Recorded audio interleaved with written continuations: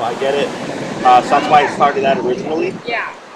But then I was getting a lot of requests from people wanting to socialize their dogs, and we would do it with me. But I'm like, well, once I show you, and now that we have the YouTube videos too, like I had some clients that did that this past week, and I just said, here, watch this video before you socialize. Sure. And they both did it, and they're like, look, the walk went great. There you go. Yeah. That's what it works. So,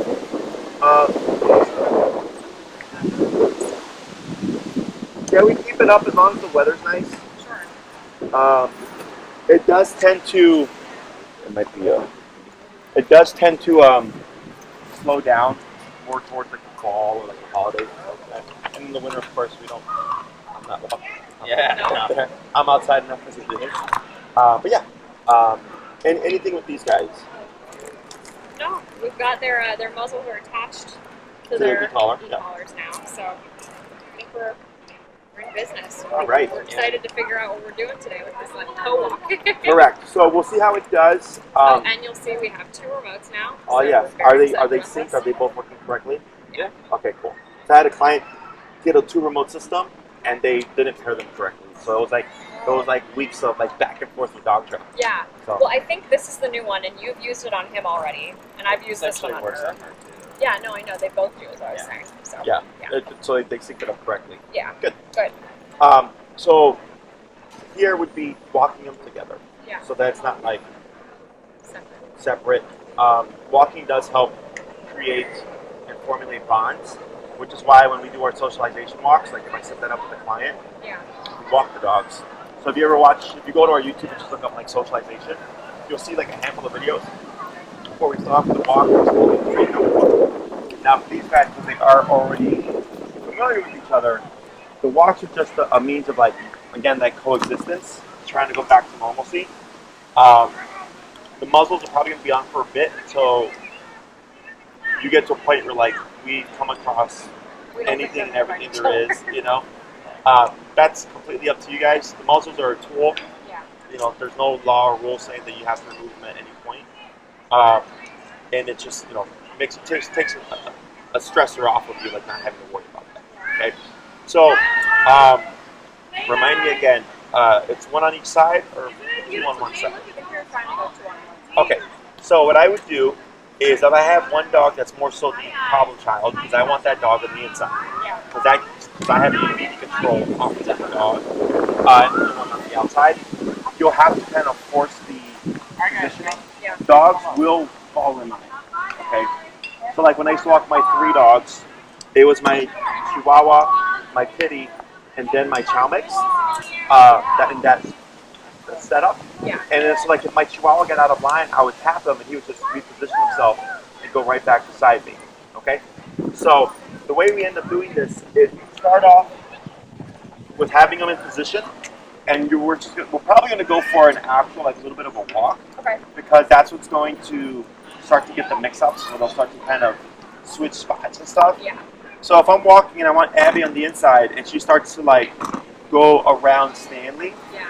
I have to grab the leash to bring her in, but as we're bringing her in, we're remoting her until she fixes position, and then once she's in the spot, we relax and we stop the pressure. So then in the future, as she gets the concept and she goes, oh, this is where I'm supposed to be, if she gets out of line, a single tap and all of a sudden she goes back into position with less work. Yeah. Okay? Who's going to want to go first? I guess it's me. All right. So let's go and get Abbie on the inside.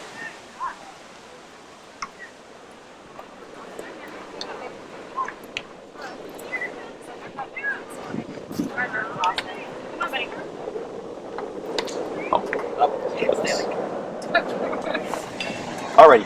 So. Does that make sense? How I'm holding Yeah, that's good. You might have to give Stanley a little bit of slack. He's going to be on the outside, Sure. but then Abbie's would be shorter.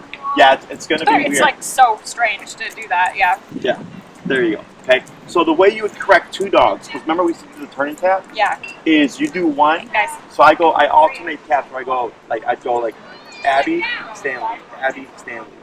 And this I have at 93 right now. If I do that to him, he's probably going to What's his wrestling number? 30.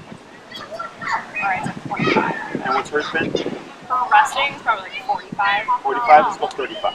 Go right in the middle. And then you'll just have to, you're going to make mistakes. You're probably going to accidentally remote Stanley at a higher number. Yeah. It sucks. But once you get it that, like used to just bumping it and going back down again, you don't think about I it. accidentally tapped him at 95. You probably woke him up, huh? It did wake him Well, up. generally, yes. Okay. So you see how like Stanley here has gotten out of line? Yeah. So what I would do is you're gonna let Abbie go, and with Stanley you're gonna tap and maneuver him with your left hand around to the outside. Yep, yep, yep. Right there. Good. And then relax. Good. And then reposition your leashes. You got it. Moving pieces here. Yeah. Okay. That's okay. Don't worry about being perfect. Okay. As you do this more, it becomes natural. Sure. So the great thing is you have two different color leashes. Yeah. Okay, so that helps you color code. Sure. Because we walk, like these guys walk 5, 6 dogs at a time, Yeah. and they're all different leash colors. Yeah. So we know if we need to adjust somebody, we just go specifically for the color. Sure. Okay? And we're just going to go for a stroll. Okay? Yep. So everything stays the same, and you're going to be just relaxed. So here, as you're moving, keep moving. Yep, this is going to be the hard part. You're going to relax on Stanley, and you're going to use the, and then tap and bring on the inside. Keep moving, and then reposition. There you go. Now you want to do this as you're walking. Yeah. Okay. Because if you stop, then they sit. Yeah, it gets more complicated. Yeah. The other thing is, in life, something may happen, and you're not going to have the opportunity to stop. Okay. So whenever we do anything, you're conditioning yourself to how I handle the situation. Sure. So because I've been in many situations where it's like I can't stop, I have to fix the problem right now. We want to be able to do it that way because it's going to make your life so much easier. Okay, and we do that together. We're going to go ahead and give a little bit of stop here. There you go. You see how fast it's getting ahead here. Yeah. Okay, so you're going to make a pivot, and you're going to focus on Abbie because she's the problem now. Yeah. If Stanley gets out of place, you would alternate. Tap tap Abbie, tap tap Stanley, tap tap Abbie, tap tap Stanley, until you get them back in position. Okay? Yeah. You want me to pivot now? Just go ahead and relax. Good. And then when you're ready, turn. Tap tap Abbie. Yep. Now you're gonna have to pull out Stanley as you're moving. Tap tap Stanley. Good. And then reposition. There you go. He just took off Pivot the second again. I tapped him. Okay. Pivot again. You got it. Now bring in Abbie. Tap tap Abbie. And then release and then relax and then forward. There you go. And How do you find that you are able to use the remote while adjusting leashes? I feel like I need a third arm. You get used to it. Okay. I used to have as many as 3 or 4 remotes on me, Yeah. so you get used to it. Okay. Okay. Good thing is you only have 2 dogs. Yeah, and it just takes some practice, I guess. Yeah. Okay, which is why we're going on this kind of walk and not that back and forth there, Yeah. because that back and forth would not help you realistically. Sure. So here, when you're actually going from point A to point B, that's when you're going to come across these issues. Okay. So all this is good. And then, like, once we get up, like, let's say just past where there's a statue by the park there. Yeah, I think that's We're going to come to a stop. We're going to see how they go into position, okay? So a couple things that you're probably going to come across is when stopping with the 2 of them, like maybe Stanley overshoots it. Okay. Because walking with Abbie throws things off. Sure. Because it's been the last 2 to 3 weeks of just heel solo, one-on-one. Yeah. So then when you add in another dog, dogs tend to it throws the picture off. Yeah. So even though he knows what he's supposed to do, or he has a really strong concept of it, it's It's a little different. discombobulated. Yeah. Throwing him for a loop.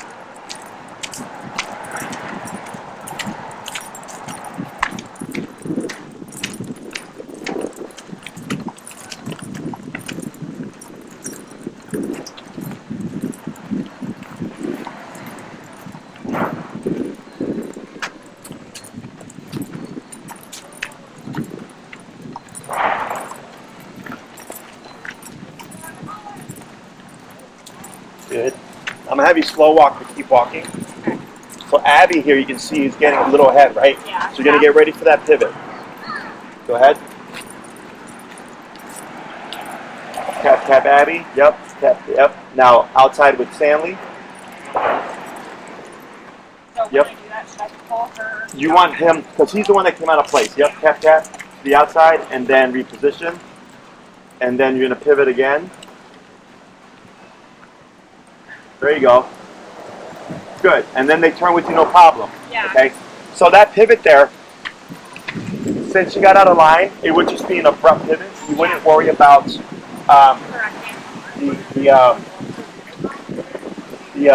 leg movements. Okay? You just turn off and tap. But since she was out of line, that's what throws Stanley off. Yeah. Because she keeps going and then he's keep going and then all of a sudden we turn around, he's thinking coming closer because it's been one-on-one. Yeah. So he's overshooting it a bit. And this is all super common when we work with more than one dog. Okay, and then we look at Abbie because we got a dog over here. Okay, so she's looking, her mouth is still open. Good, no lip lick. There we go.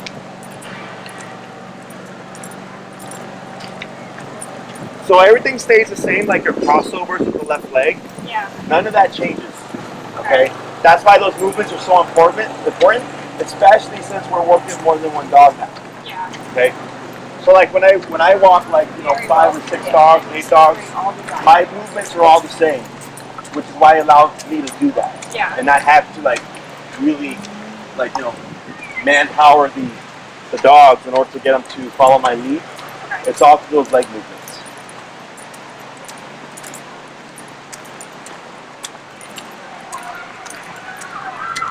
And we'll make a left turn here at that Black Lives Matter banner. So you're going to want to lead that with your right leg. So once you slow down, they should slow down with you. If they don't, you're going to want to correct that before you come back to try the left turn. Otherwise, you want to time it so that right leg's going to be crossing over.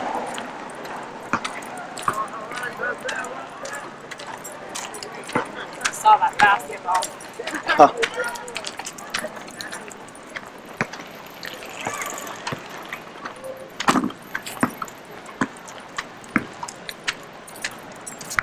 Good. And now we're making a sharp. Yeah, just making a cut right here. Okay, we got a dog coming up. Running dog too, if you want to step aside.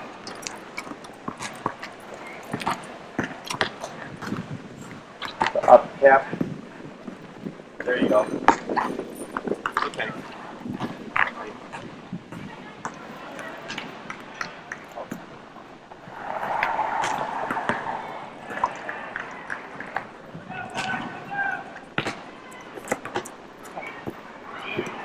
Good. You're good. So heel. Left leg, yep, and then cross with the right leg.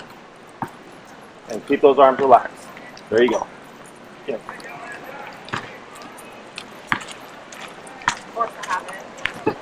When you have two, you're really going to want to loosen up. Because, your instinct is to keep them as close as possible. yeah, but 2 pulling dogs is gonna be hard to manage. Yeah. So, like this week, I'll let you kind of judge how it's working out for you. Okay. A prong collar would help a lot in terms of just physical control. Yeah. Because it's like, let's say you turn a corner and you see a dog, you're gonna need immediate control as you try to get the remote to get control. Yeah. Okay. So like when I work with clients, they have we have another dog coaching Do here. you want me to just pull off to the side right here? Whatever makes you feel better. Yep.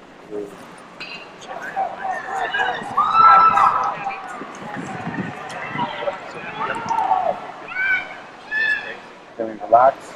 You got to release your shorts. That's good.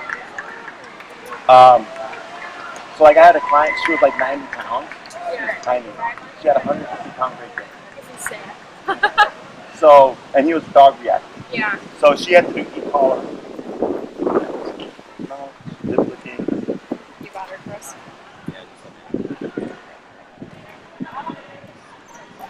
Breathing is escalated. Now, Chris. Oh, wrong dog. Who's doing that? Abbie. I'm not doing it. Stanley. Oh, was he? Unless she was bumping him. Yeah, it might have been it.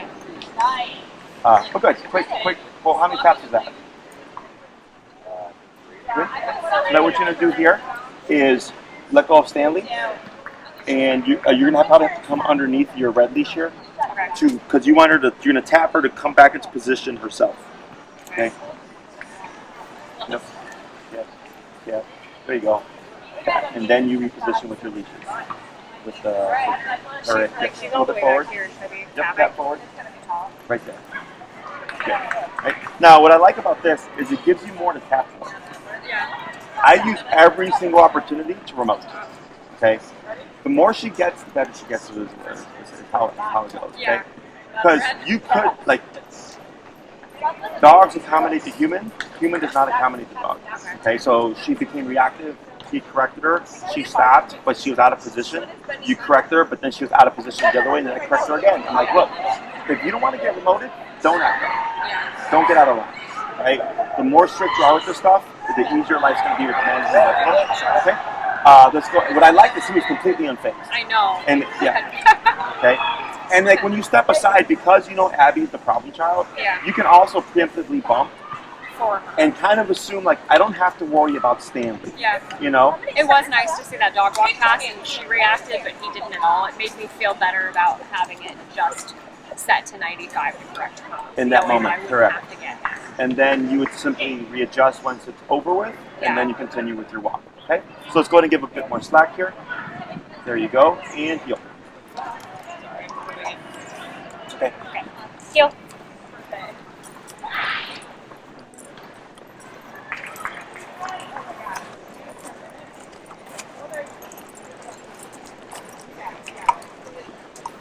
Another thing I would most likely recommend is that you don't have your remote on your neck, Okay. because you might find, we have another dog coaching here, is that you're going to need to get individual control, possibly. Yeah. And if you need to have the remote in your hand, you're not going to be able to, because it's going to be stuck here, you're not going to be able to do this. Wait a moment, see how she's looking away? Right. Get trust here, see what happens.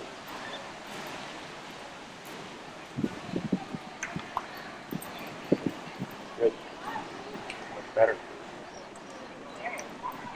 She's looking at Dad. She's like, "You didn't tap me last Yeah. time. Somebody So else did." at first she was looking away. Yeah. Then she looked, but then it wasn't that stare that we've been seeing, right? Yeah. She broke away herself.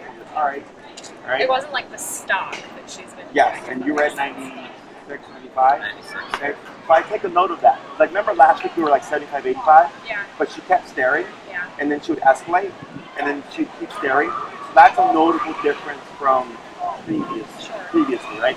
So whenever I see those little things, either tiny number or a higher number, is try to pick up on any changes. And if it seems, so like, I have another client, I've been telling her, yesterday, yesterday would have marked the 5th week. But for 4 weeks, she was stuck on 75, 85, and I kept telling her, go higher, go higher, go higher. She never went higher. Yeah. She was struggling with reactivity. She was like stressed out. She's like, it's not getting better, it's not getting better, right? And I told her, 85 isn't working, 95, 100, 105, right? Because she's like, he becomes reactive, he's not phased, right? Didn't you say it's because at that level you're just annoying them? Right. So, like, But you know, ultimately she was afraid of making it worse. Yeah. So finally, after 4 weeks, she did it. Yeah. So I saw her yesterday, and I go, how was it? She's like, better. She's like, I went to 105. And she's like, he's stopping. I'm like, there you go. She's like, I just have to trust. I'm like, yes. I've been doing it for 10 years. Yes, right? You have to trust. But it's normal, right? But then, so I asked her, I was like, what was the difference now? She's like, well, one, I can stop him. Yeah. Right? Whereas before he was unstoppable. I'm like, great, that's a really good thing. Now that we can stop him, is he going to stop himself? Right? And then we just keep playing with that number until eventually, yes, he stops himself. We don't get the reactivity, we don't get the staring, none of that stuff. You know? And his resting number is like 85, 95. Okay, that's just his number. It's a pity hound. Okay? And like, because I pointed out to her, just for obedience, it's 85. Yeah. Just for obedience. So it would make sense for behavior, you're gonna be higher because of dog's adrenaline. You know? So it's just something to keep in mind. But right there on that 95 hit, the after with the next dog, very clear difference. Okay? So just keep that in mind. Heel. Heel. And before before that dog came around, you were starting to say something about the Oh, yes. the leash and holding So, because you want to plan for like shit's gonna go south one day, and that means they do redirect. Okay. Yeah. So what happens is you would, with your right hand, grab the inside dog, which would be Abbie, Yeah. and your left hand would grab Stanley, so you can go like this. Sure. Okay. And pull them apart. But then you're gonna need the remote to stop them. So if the remote's on your neck, because it's up here, you're not gonna be able to do all this stuff. Yeah. Does that make sense? So then I keep the remote in my right hand, so then if I need to grab a dog, I can use these fingers to grab the dog, but have these fingers to do the remote stuff. Okay. Does that make sense? Yeah. And you'll do it step at a time. And what I suggest It's so many things. Yes. Two dogs. is when you go for a walk, just do it on a walk. Just pull apart. Yeah, you just build that habit. Yeah. You know, so like I had another client who had 2 dogs there, and one was reactive and the other one would react and the other became reactive. Yeah. And that's exactly what we did. I said, you know, I hope that you never have to do this, but just so you know, you might have to. You want to develop that skill set, you know, because when it does happen, if you've not done it, it's going to get even worse. We'll make it left here. Good. You have to keep those arms relaxed. Good.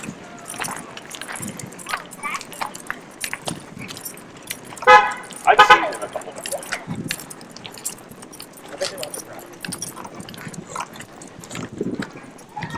I'm looking at Abbie too. She's kind of a little bit of a scouter here. Yeah. You notice that? So we're going to try this. Constantly watching everything. As you're walking, just give her a count. See what she does with puppies. Okay. So I kept seeing this back and forth. Yeah. That's scouting. Now that you tapped her, now it stopped for a bit. Now it looks like that was a little perk there. And start looking at that head movement. Now it's more straight. You see that? Yeah. So what you did was you said, no need to scout. Right there. So that was disagreeing with that behavior. It wasn't an obedience thing. Okay? So even though obedience-wise, she was in position, mentally she was scouting. Sure. So that's why the heel is so important here, is because that's the reference point. It's like you're not doing that, you're doing this. Okay? We got a dog approaching. Stanley, I don't know what you do. I'm looking at you, Jesse. Like sniffing the ground or something. So go ahead and do your thing. You want to turn in so you're facing the. There you go. It's fine. Do we want them like this? We're okay because you've already kind of landed there. Now we just watch.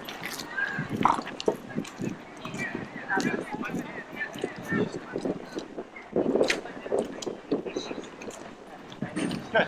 We sketch your glance away. Yeah. Good. Okay. You don't want the lock on. I don't mind if she glances. I just want her staring. Yeah. Okay. Good. Deal. I feel like what's a little bit challenging with Stanley right now is that he's really honed in on Chris holding the head. I don't know if he does Chris every time he stops. I thought and we got that dog unfortunately.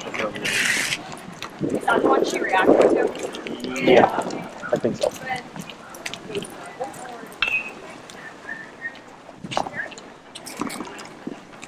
Good. Now relax. Alright, you see how she looks and looks away? Yeah. Looks away. And her face is completely relaxed. She's not done the puckering or the lick lips or the tense mouth. Okay, with all those dogs since the 96. Okay. Good? Yep.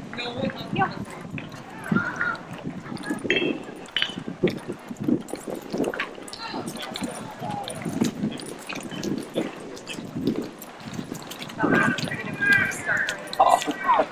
There you go. You got it. You got it. Okay. Yeah. Sorry. Forward. There we go. Good. He does, but I think that one got stuck unintentionally.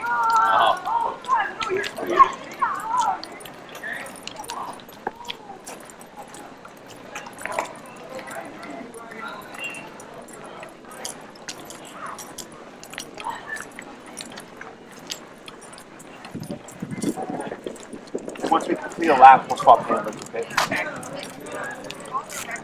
Get her steps. Get her dog pushing.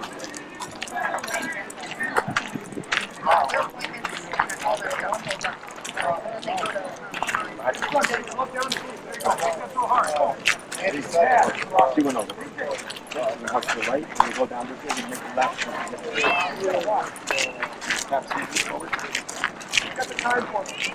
Yep, forward. There you go.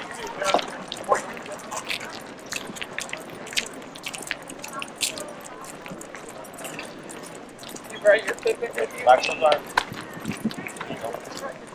My car press. Oh. This? Yeah. Really? Oh, that's cool. I've never seen that before.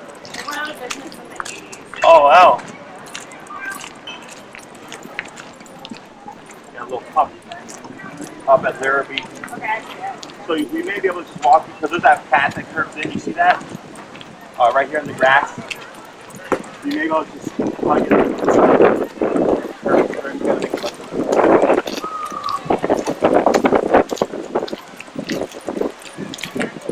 So I'm sorry, you want me to take the inner dirt path or the street? Yeah, the inner dirt path. Because that pups on the right here, so we can use that.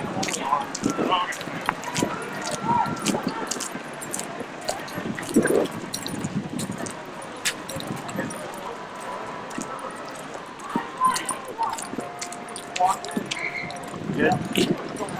Watch Abbie. I'm looking at something. I just look at this man stretching. Okay. I wasn't sure if there's a dog behind it.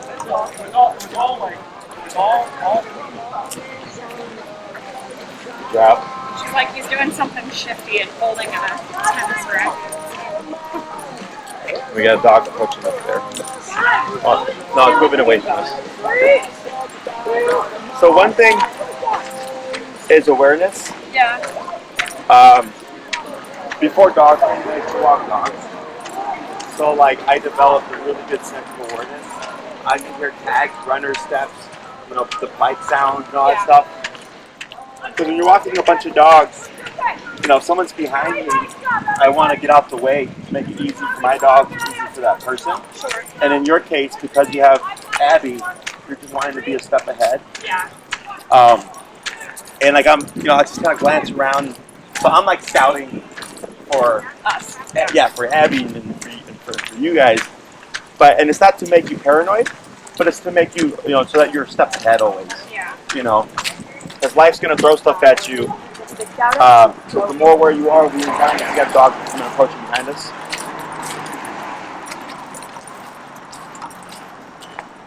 Right, good.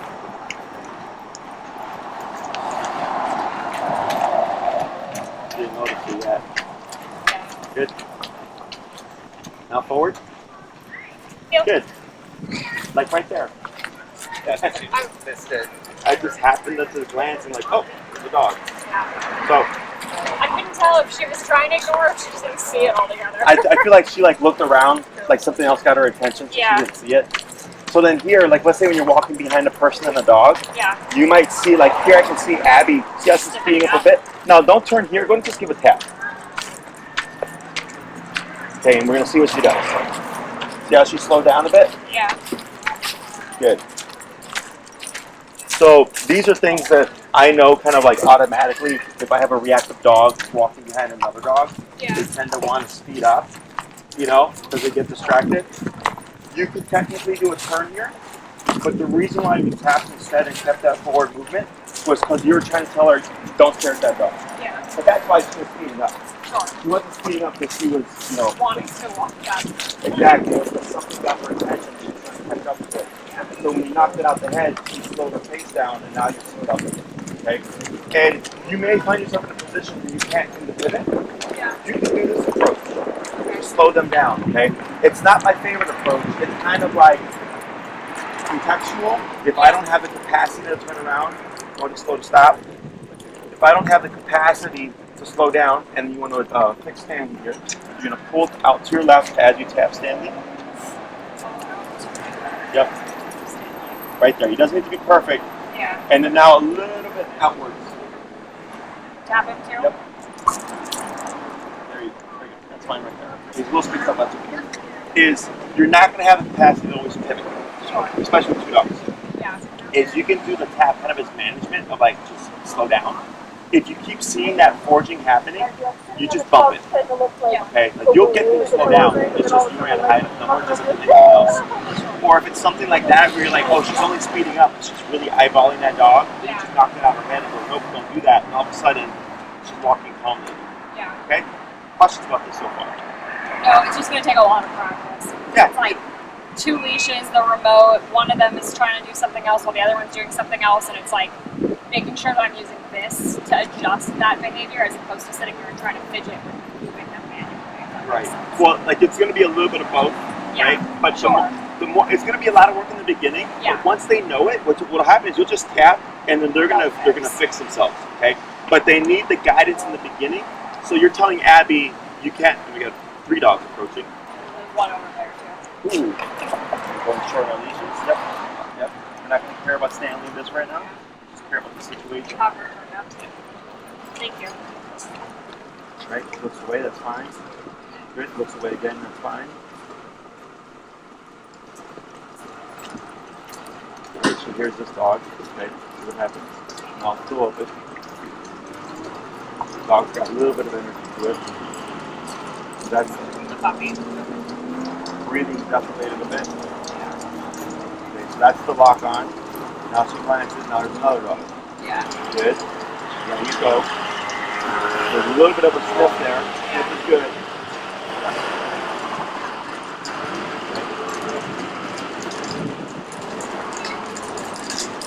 Very good. So, yeah, in the beginning it's going to be a lot of like, guidance and stuff. Yeah, one more. A little bit of a closed mouth, so let's go, looks away. Cool. Very good.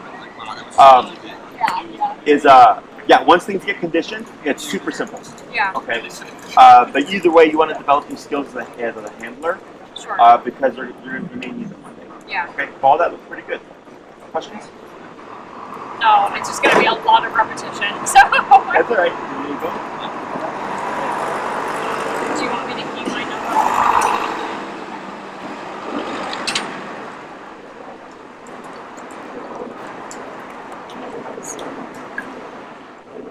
A little twisted. Yeah. So here, now that everything's gone, Yeah. I would, when you position yourself, depending on where Abbie is, I would just bring her up and tap. There you go. Yeah, very good. That's perfect. That's good. Excellent. So yeah, in those kind of situations, pick and choose your battles. Yeah. So first we focus on Stanley, and then like 6 dogs came, and I go, okay, I'm not worried about Stanley anymore. I'm worried about the 6 dogs. Yeah. Okay, very good. And then you're gonna shorten your leash, and let's go first.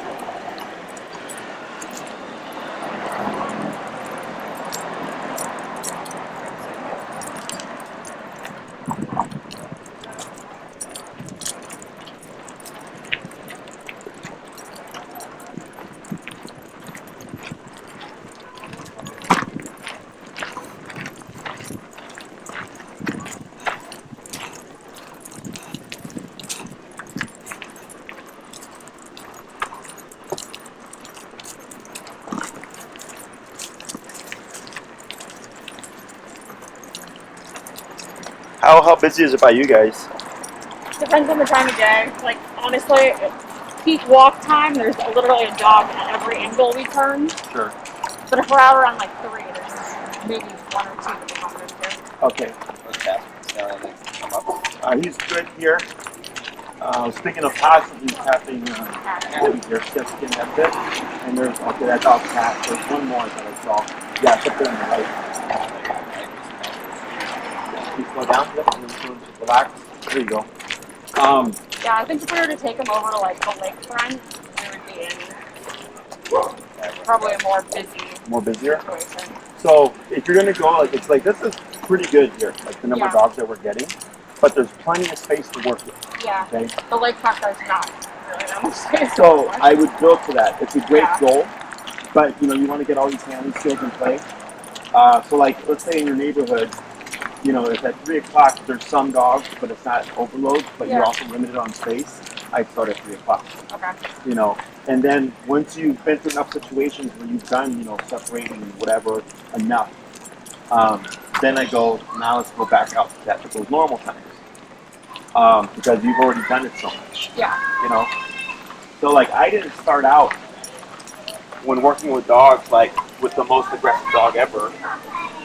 You know, I built my skill set over time, and always took my time when I first started, like because I was learning. Like if I worked with a dog that like a human aggressive dog, for instance, like my first case, I never charged them. Yeah. Because I was developing a skill set. I didn't have the full answers yet. And then now I'm at the point where I'm like, okay, cool. I know what I'm doing. I know what I'm doing. Yeah, you need me more than I need you. And it's funny because a lot of things that I do, these aren't things that I learned from training. They're things that I learned from just walking dogs. Yep. Now we have from Stanley. Oh, it's good. You're good. He seems like he will take pause and start like rubbing himself into the side of Abbie. Yeah, it's the muzzle here. So Oh. what it's going to do Hey. is, okay, you got it. If you start to fight the muzzle, I saw the tap there, that was correct. You're all going to pull up at the same time. Okay? But he stops, now you can go to the head. Yeah, for whatever reason, he was getting agitated with the muscle. So you pull up, tap, just move it low, and then you'll put it like okay? As best you can, you do that movement. But then when you stop, of course, you're going to have more leverage to fight that muscle.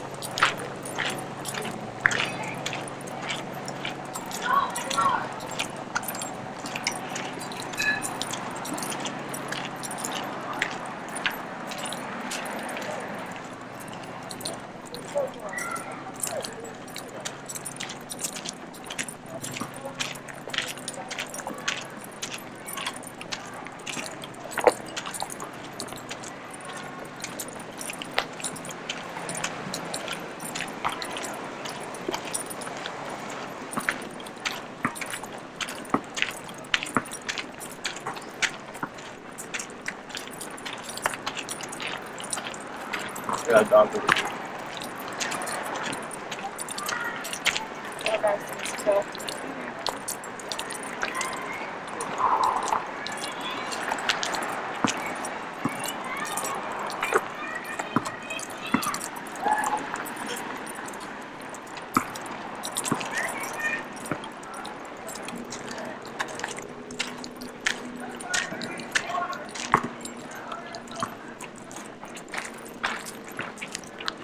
my Stanley dragon. Keep forward. Keep forward.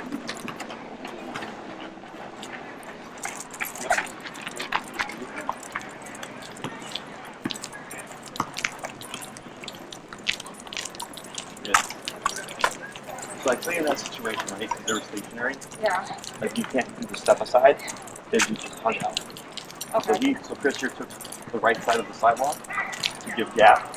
Yeah. You know, and you can keep going, like you can go as far as the fence, I don't care. But that distance takes off pressure from the dogs. Okay.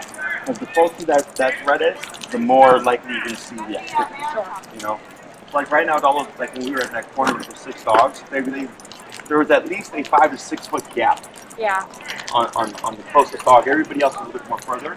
So that's why that was, it was more dogs, it's easy to handle because it's more distance. So use space to your advantage as well. Yeah. You know, how you can maneuver with it. Don't be afraid to make a request. You know, if someone's going to pass by and you're like, crap, this is going to work out the way it is. Yeah. Hey, I'm treating my dog. Do you mind if we like do it this way? You know? Yeah. And the moment I see it, if I'm like, yeah, this is not going to work, and maybe I want to take the left side of the sidewalk, you know, and have them take the right. Yeah. And typically, if you just cross over and like just command the space, subconsciously people will just move. Yeah. But if they don't be afraid to say like, hey, do you mind if we do it this way? Yeah. Because my dog's reactive or whatever. Yeah. More often than not, people will say like, sure, no problem. Yeah. Not always. You know, I feel like it's 9 out of 10. You get that one It asshole is. in Yeah, there. yeah. So. It's usually from 9 out of 10.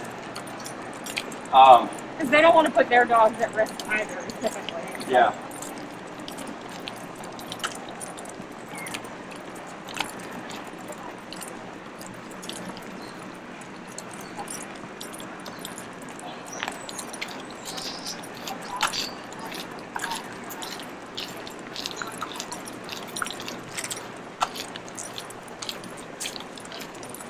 I don't know if it's just because like maybe Abbie is more used to co-walking from having to do it with Ben and Chris, but are you feeling like Stanley is like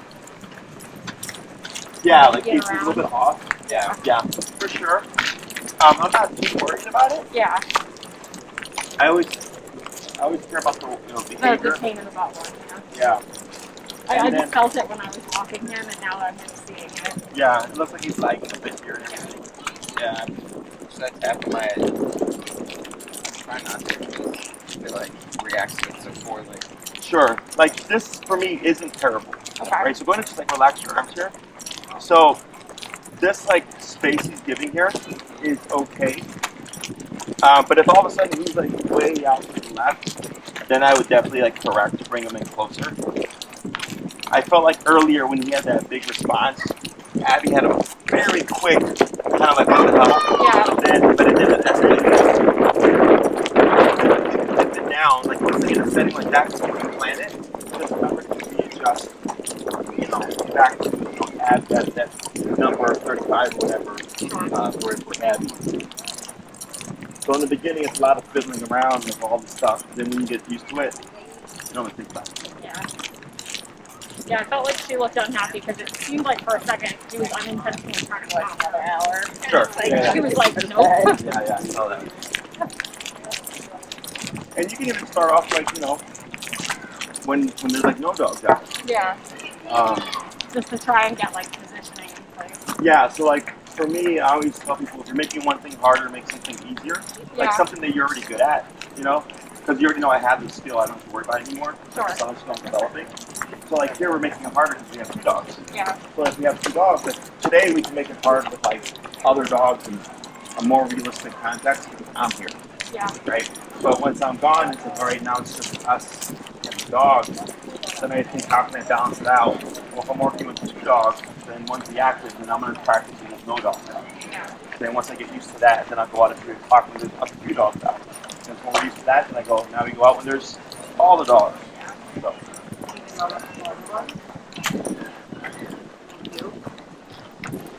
Good. One, Abbie.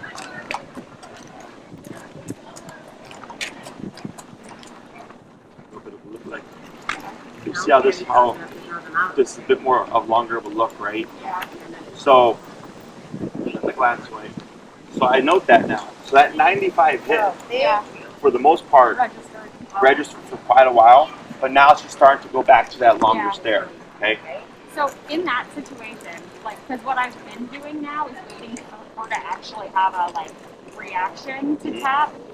Is that what I should continue to keep doing? It could go either way. Okay. So like then earlier when she had that reaction and that 95 hit, Yeah. it resonated for quite a while. Yeah. Right? Then I go, that's an approach.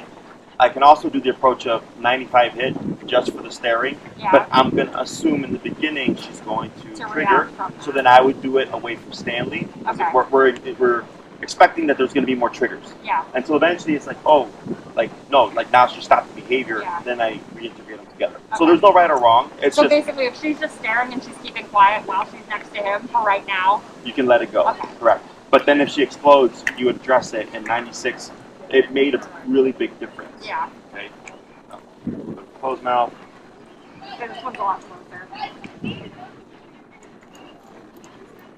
Good. We got another dog approaching from behind. Now she's getting a little bit more fidgety. Are you Yeah. seeing that? Right, so we want to watch that behavior now. Close mouth again. Good flick. Right, fidgety head. Good. Yeah, see how it's getting faster? Yeah. So then, like, let's say we saw a 4th dog right now, and she triggered. Right? Yeah. Good. Wait a moment. Good. Relax. Good. And she triggered. That's the escalation. Yeah. They went from like not staring as much to staring more to staring more to staring more and getting really fidgety Yeah. to explosion. But now you're creating a huge gap before the explosion happens, Yeah. which gives you a lot of middle ground to work with, so that we ideally don't get that. Okay. Okay? So there's no right or wrong here. If you're walking with the both of them and she explodes, I just 95 it, shut it down. Yeah. But if it's like, hey, I really want to target this, so I can just knock it out and not have to worry about it when we walk with Stanley, then I'd isolate her, Yeah. have it at 95, and correct it if that stare goes longer than a second. Yeah. Okay? Okay. I think and that then- makes a lot of sense because to your point, I think if we were to like have tapped her while she was just staring, she probably Trigger. would have reacted, and there was a good chance we could have had him react. Sure. Yeah. So let's go ahead and so the Stanley's closer, right? So we'll space him out and then we'll bring. He Abbie tries to in. stay as close to Chris as possible in hopes that he's not going to get tapped. Very good. And heel.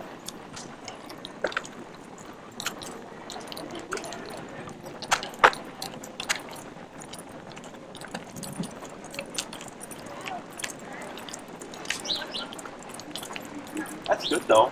Yeah. You just had that one, we'll call it that one big blow up. I know, and this is the most movement and like kind of not chaos, but you know, it's busier than it has been. Another dog up there. There we go.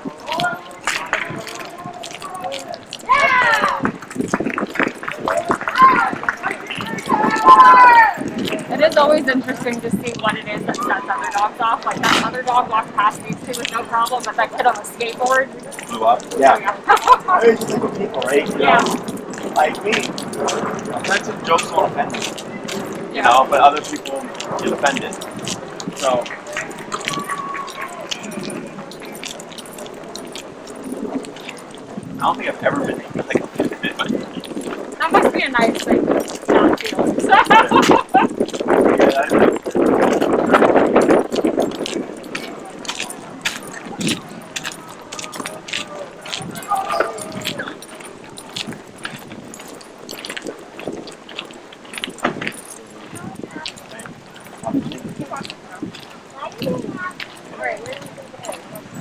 Abbie. Right. Yeah. Just parking a bit. Good.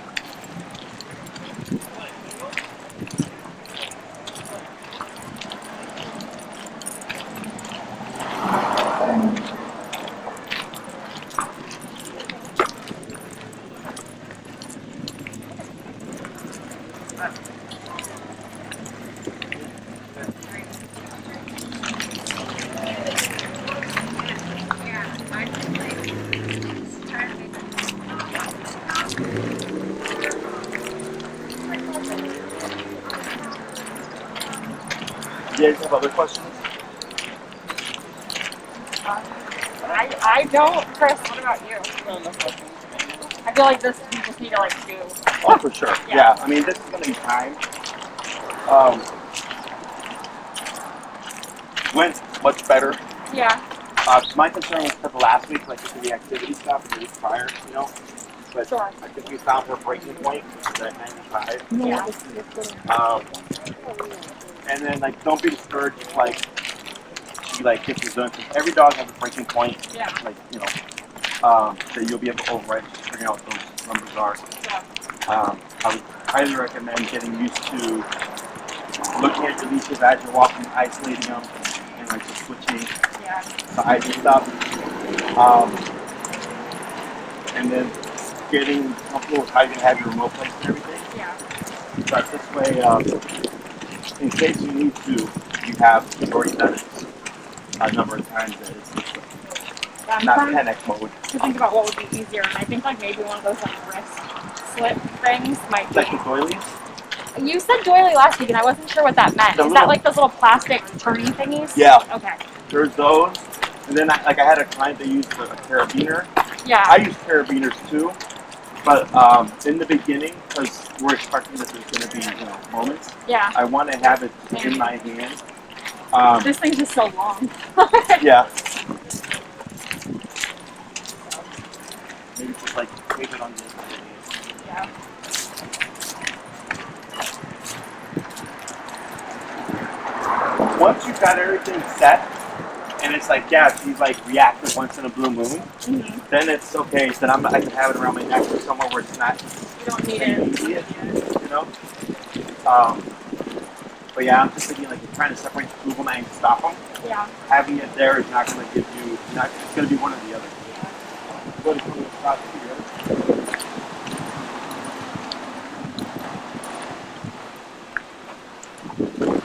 Excellent. Very good. So, good job. Think here in terms of, we already went over how I go about it. Push it where you feel comfortable. Start with where you're comfortable. Yeah. And then you build up to busier times and all that stuff.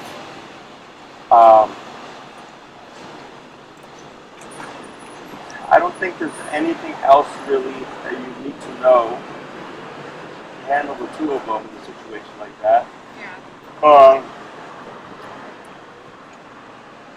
Yeah, no. I got two little goats looking up at you first.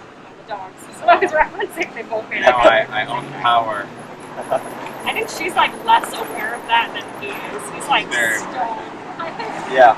Oh, I would get used to stepping aside and preemptively buffing your number. Yeah. And then buffing it back down. Because you're not always going to be together. Yeah. Right? Where one can have it for Abbie's level together.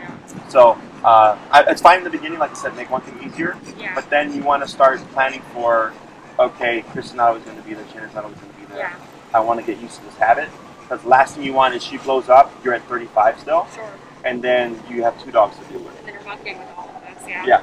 Okay. But If it's I all. could give Doctor any feedback, it would be to have some pre-settings in here. So Yeah, that there's you can actually back and a forth. collar that does do that. Yeah. But it has so many features that it takes away from the actual the thing collar. that you need. So I feel like it's like cell phones when they first came out, they had all the things on it, but Yeah. the batteries were like super, like they Garbage. wouldn't, yeah.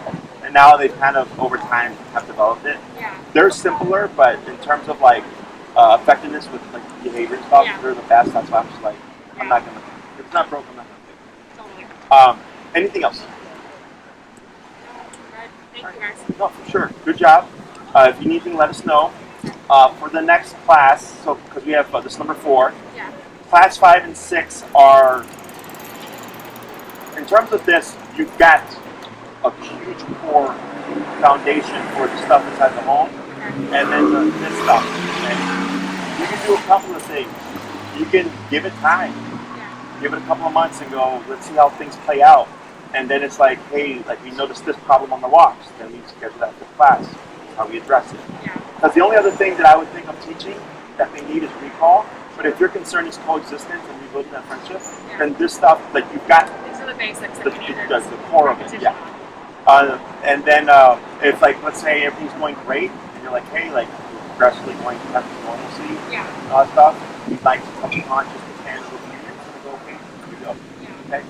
So if you want to think about that and then let us know. Yeah. Um, I guess kind of on that note, but not so much on that note, we've been emailing with Maria about we're going to be heading out of town at the end of next month, and we're getting things on the calendar to have the 4 days with you guys. Sure. Are there any things that like you need them to be? Do you know what I mean? Like I'm just trying to make sure we're setting them up for success. Oh, sure. Facilities. I have no idea what goes on inside It's super there. simple. Okay. If you want to bring a blanket or something for them, Yeah. I wouldn't worry about toys. Dogs, they'll probably be under stress, so they're not going to want to play or anything. Yeah. Their collars, their charger, food. Yeah. It's pretty much that. But as far as like anything that we need to influence with them outside of what we're already doing. Yeah, we do the same stuff. Okay. You know, it's either duration work or healing Yeah. or whatever. We reinforce all our training. Anything that we've taught you, we do. Yeah. Okay. If you want to make it easier for them, you can bring them in like we do the evaluation days. Now, since I've trained them, I know them. Yeah. They don't have to do the evaluation. Okay. But if you want their stay to be smoother, then I suggest it because at least they're familiar. Okay. Okay, so it's not like a mom and dad abandoned us and Yeah. we're here at this place we don't know. Yeah. Because someone, they weren't trying to do that because it was an easy dog. I told them, trust me, you want to bring your dog into the evaluation, and they did so. Yeah. And sure enough, like on the dog's first day, he was like super anxious. But then He's it gonna warmed feel up. like he's going back to the pound. So. You know, yeah. So that helps get them acclimated. Yeah. So it's not just like a shock to the system. Yeah. But that's more so for them, not so much like for us. Okay. And then Maria can get you situated with that. The evaluation days don't have to be sequential. You could do 1 day, 1 week, 1 day, another week, whatever. It's just to build something new. Sure. Okay. Okay. Anything else? No, I think that makes sense. And then when they're in there, are they together in there? Or like In a kennel? Yeah. Each dog gets their own kennel. Gotcha. Yeah, Okay. they'll be separate, but you know, we'll have them next to each other. Gotcha. If there's any issues, then we'll correct it. So, okay. Yeah. Anything else?